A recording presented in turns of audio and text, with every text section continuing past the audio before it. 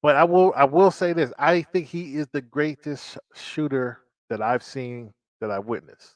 But I will say this. He is not the greatest clutch player. The ABA did this. The ABA actually changed the game to compete with the NBA. So the ABA created the 3-point shot. Prior to that, if they never changed it, Kareem Abdul-Jabbar would be by far the best player ever because he was the best scorer. Scored 2 points. It's just the hook shot. He had an unstoppable shot. But then they added the 3-point shot so smaller people can compete. Steph Curry came around at the right time. He was the right time, right player to play. See, LeBron never changed the game on the court. He changed the game off the court with the free agency. He's shooting from 40. No one ever done that. If you ever shot from 40 when you was a kid, I don't care if you made it, you're not going to play. You're not going to play shooting from 40 in the 90s. And there's plenty of people who could have done that. Reggie Miller could have done that. Ray Allen definitely could shoot from 40. Mark Price. There's many people, but they wasn't allowed to do that. No. You shoot from 40 and you miss and Larry Brown is your coach? Yeah, okay, you bet you won't be playing. So they gave him the okay to do it because he's one of the best shooters. And with the analytics came about because like you have the plus minus and all these other good stuff. It all coincide together. But the perception that everybody has is, don't worry about him, Steph Curry. Let him continue to shoot. Let him continue to shoot, and eventually it will go in. So now we have this boring game because everybody is trying to be like Golden State.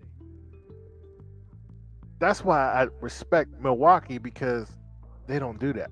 But I will say this. I think he is the greatest shooter that I've seen, that I witnessed. But I will say this. He is not the greatest clutch player. Golden State had a nice little run with the core group. They took a lot of L's though. A lot of missed shots from the man Steph Curry that everybody say he's arguably the best shooter ever, and he's the most clutch player, which is so false. He's not winning when it comes to buzzer beaters. I don't even think he's on the list. I think he had one buzzer beater to Michael's 9. Now, Steph Curry's 33, 34 years old now, so it's going downhill from here. So I believe he peaked when it comes to his play. He's not going to get any better right now.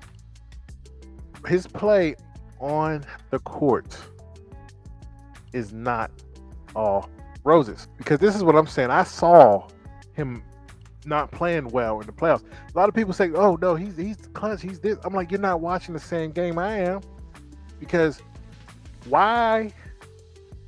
And when he didn't have KD, if he was so dope in the playoffs and the championship, why didn't he get MVP? And no games he was in. And I'm gonna bring up his stats. Iguodala won. Got a Finals MVP, and I'm not saying he's better, but he stepped up to win that game.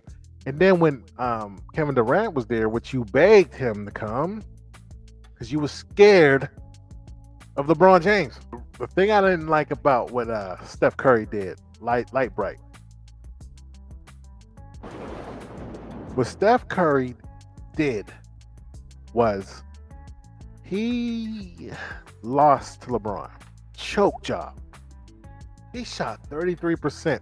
I'm talking about they were up 3-1 and you allowed them to come back and you played horribly. But nobody calls that out. But they always want to call out LeBron James when he blew it against Dallas. And you should blow that up. But he equally should get it as well, because he blew it twice that we know of. Now, he played a heck of a game when he played against OKC when they came back. He was balling, yes. But He lost to Cavaliers, choke job 3-1, and then when he had the opportunity to beat Toronto, he didn't. When he played Toronto, he played horrible. When he played against Cleveland, he played horrible. But see, nobody want to call it out because it's perception versus reality.